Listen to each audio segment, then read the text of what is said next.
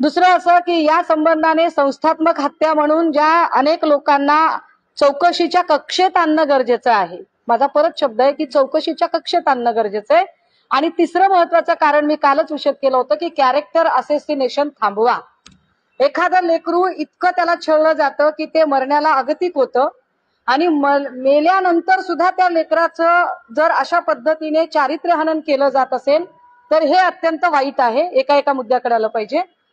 त्यानंतर 5 वाजता रणजितसिंह नाईक निंबाळकर यांची अख्खी वकिलांची फौज आली. मोठा माणूस आहे बिचारा, मोठा माणूस आहे, चिकार पैसा आहे, कारखाने आहेत, बँका आहेत, सगळं काही आहे.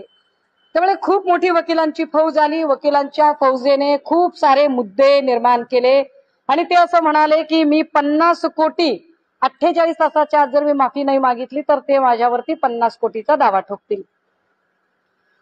सडाफटिंग माणूस आहे. 50 कोटी कुठून आणावे? कदाचित मी रणजितसिंह नाईक निंबाळकरांकडूनच मला उसने किंवा व्याजवारी घ्यावे लागतील, जसे ते व्याजाने इतरांना देऊ शकतील. तर मीही त्यांच्याकडून व्याजाने घेईल आणि त्यांना देईल. तो काही मुद्दा नाही. मुद्दा हा आहे की ते असं म्हणाले की सुषमा अंधारे या अत्यंत बेसलेस बोलत आहेत, त्यांच्या बोलण्याला काही आधार नाही. माझं पुन्हा म्हणणं आहे की चौकशीच्या कक्षेमध्ये संपदा मुंडे यांनी जे पत्र लिहिलं होतं आपल्या हेल्थ डिपार्टमेंटच्या सिनियरला doctor Anshuman Dhumal, departmental home डिपार्टमेंटच्या डीवायएसपी राहुल धस, जो महाडिक आहे, या महाडिकचे अनेक वादग्रस्त किस्से इथून पुढे निघणार आहेत. ते सिनियर पीआय महाडिक, खासदारांचे 2 पीए. आता त्याच्यात युक्तिवाद असा केला की खासदारांचे 2 पीए, खासदारांचं नाव कुठे घेतलंय? तर माझा परत प्रश्न आहे, मग नागटिळक राजेश शिंदे कुणाचे पीए आहेत सांगा बाबा. जर खासदार म्हणजे अमुक एक खासदार नाही तर हे दोघं कोणत्या खासदाराचे पीए आहेत ते तुम्ही एकदा सांगा.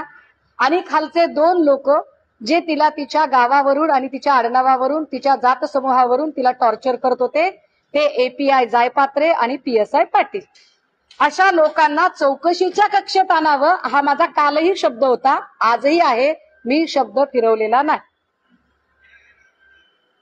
आता मी असं म्हटलं की अनेक गुन्हे हे रणजितसिंह निंबाळकर यांच्यामुळे दाखल होतात, त्यांच्या प्रभावाखाली दाखल होतात. आता त्यांच्या प्रभावाखाली दाखल होतात म्हटल्यावर त्यांनी लगेचच मानहानी वगैरे सुरू केलं. काल मी हा फोटो दाखवला होता आणि या मुलीला मी हजरही केलं होतं. या मुलीला मी हजर केलं. खरं तर या जुळ्या बहिणी आहेत, एक आणि दुसरी, दोघींनी आत्महत्येचा प्रयत्न केला होता. या दोघींनी जो काही आत्महत्येचा प्रयत्न केला त्यांनी एक सुसाइडल नोट लिहिली होती.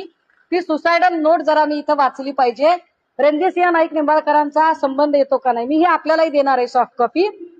याच्यात तिने त्यावेळेला काय लिहिलेलं आहे लक्षात घ्या. हे महिला आयोगाला दिलेलं आहे बरं का, मी येणार आहे त्याच्यावर. पप्पा तुमची खूप आठवण येते. मागच्या आठवड्यात सिव्हिल हॉस्पिटल तुमची अवस्था पाहिली, डोळ्यासमोरून जात नाही. तुमच्यासारख्या खंबीर माणसाच्या डोळ्यात घटकोघटकी पाणी बघून आम्हाला हातबल झाल्यासारखं वाटतंय. मम्मी आणि आपल्या घरातले तुम्हाला बाहेर काढण्यासाठी रात्रंदिवस पळतायत. या महिन्यात तुम्ही काही दिवस मम्मी सोबत राहिलो, त्यामुळे ती ज्या परिस्थितीतून जात आहे ते तुम्हाला कसं सांगू हे कळत नाही. संतोष काकांनी तुमच्यावर केस टाकली. संतोष काकांनी, नाईक निंबाळकरांचे कार्यकर्ते, संतोष काकांनी तुमच्यावर केस टाकली. तेव्हा आम्ही दत्तू काकांकडे गेलो व तुम्ही असं चुकीचं का करताय, असं नका करू, आम्हाला पप्पांशिवाय कुणाचा आधार नाही असं म्हणून केस माघारी घेण्याची विनंती केली.